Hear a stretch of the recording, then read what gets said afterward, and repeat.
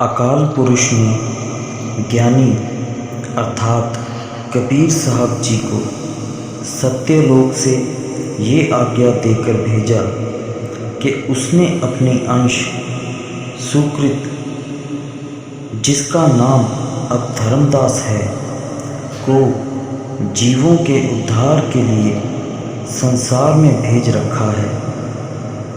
जो जीवों का उद्धार करने की अपेक्षा स्वयं भगवान के घर का सच्चा मार्ग भूल बैठा है और बाहरमुखी कर्मकांडों में फंस बैठा है, उसको जाकर चेताओ और शब्द के मार्ग पर चलाकर उसे जीवों के उद्धार का कार्य करने की प्रेरणा दी। उसके सभी संशय मिटा दो। उसके घर में हमारा अंश अवतार जन्म लेगा। उससे 42 गद्दियाँ चलेंगी जो संसार के भूले भटके लोगों को काल के जाल से निकालकर सत्यलोक पहुँचाएंगी। परमात्मा के आदेश अनुसार कबीर जी धर्मदास के पास पहुँचे। धर्मदास उस समय ठाकुर पूजा में मगन था। उसके आगे पड़ी मूर्तियों को देखकर कबीर जी ने कहा, क्यों पत्थरों से सिर टकराते हो? अपने इष्ट के विषय में किसी अजनबी से ऐसी बात सुनकर धर्मदास के मन को ठेस लगी। धर्मदास कबीर जी ने फिर कहा, जरा जोर से विचार कर देखो, इन मूर्तियों ने क्या कभी तुम्हारे पूजा पाठ का उत्तर दिया है? कभी इन्होंने तुझसे बातचीत की है? ये सुनकर धर्मदास सोच में पड़ गया और कबीर जी उठकर चल दिए। कबीर जी के वचन देर तक धर्मदास के कानों में गूंजते रहे। सोचने लगा, सचमुच इन्होंने मुझसे कभी बातें नहीं की। क्या ये पत्थर ही हैं? समय बीतता गया। एक बार कबीर जी एक साधु के रूप में धर्मदास के पास जा पहुँचे। उस समय धर्मदास और उनकी पत्नी आमना चूल्हे के पास बैठे आग ताप रहे थे।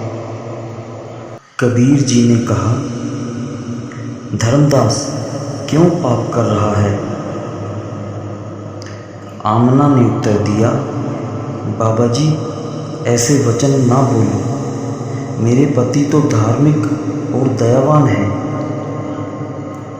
कबीर जी ने कहा, इन लकड़ियों के साथ कितने कीड़े जल रहे हैं, इनको फाड़कर तो देखो। जब लकड़ियों को फाड़कर देखा गया तो उनमें कितने ही कीड़े थे। उनको देख धर्मदास बहुत दुखी हुआ। कबीर जी इतने में वहाँ से जा चुके थे। उसको याद आया कि ये साधु पहले भी एक बार आया था। धर्मदास का मन किया कि इस साधु से विचार विमर्श किया जाए। उसने उनके पीछे जाकर उन्हें खोजने का प्रयत्न किया, परंतु असफल रहा। कबीर जी का स्वरूप धर्मदास के दिल में उतर गया। साधु की मोहिनी मूरत उसकी आंखों से दूर न होती थी। आमना, उस साधु के वेश में ईश्वर स्वयं हमारे पास आया था। हम उसे पहचान न सके। मैं उनके दर्शन करने के लिए बेचैन हूँ। यज्ञ कराओ, साधु संत भोजन करने दौड़े आएंगे, पहचान लेना, आमना ने उत्तर दिया।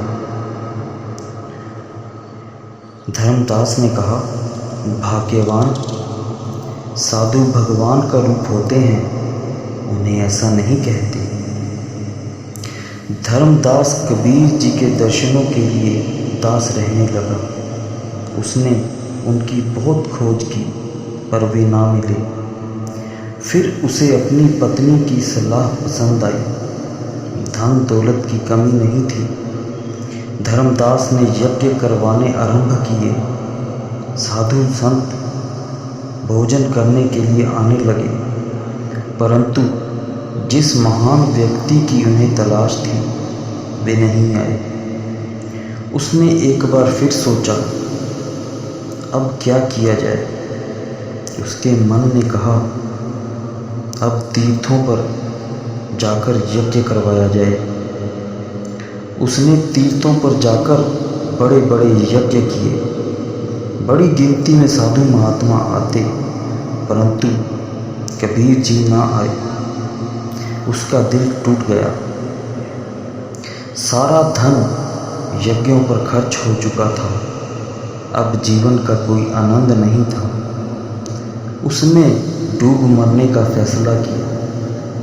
एक दिन पति पत्नी एकांत स्थान पर गंगा में छलांग लगाने जा रहे थे कि अचानक उन्हें कबीर जी के दर्शन हुए।